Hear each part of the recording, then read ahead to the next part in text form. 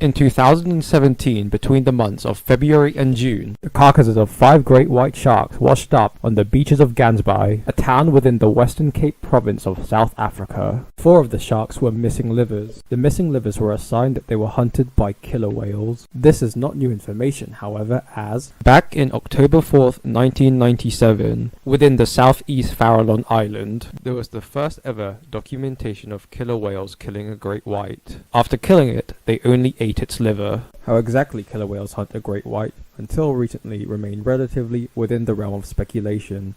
This was mainly due to a lack of sufficient video evidence and interactions between the two predators being quite a rare occurrence, with only 3 papers written about it.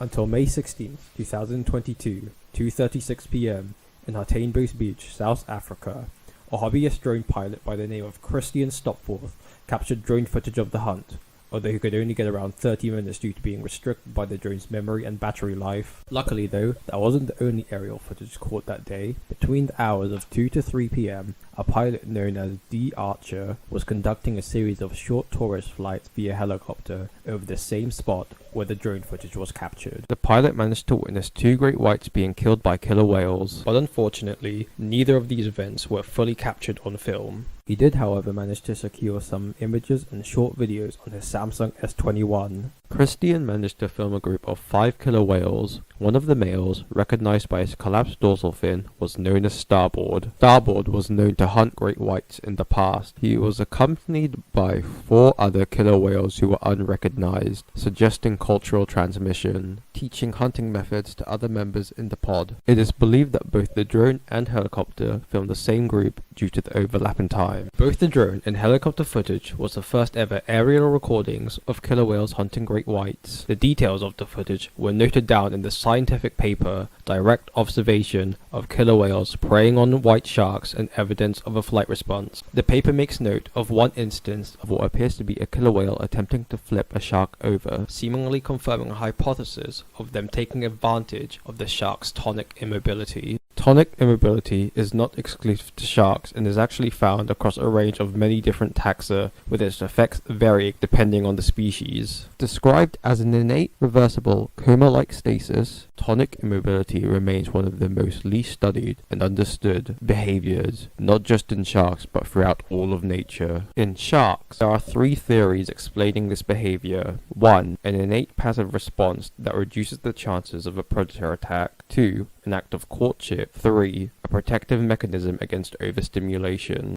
particularly in its electroreceptors. There are several ways to induce tonic immobility: rubbing the shark's snout, grabbing its tail, or the most common way, horizontally flipping it over. Some researchers do this when they want to study sharks. Tonic immobility can last between less than 1 minute to several hours, although it should be noted that not all sharks are susceptible to it. Once the shark is immobilized, the killer whale then bites into its abdomen and eats its liver, which can be the size of the killer whale's head.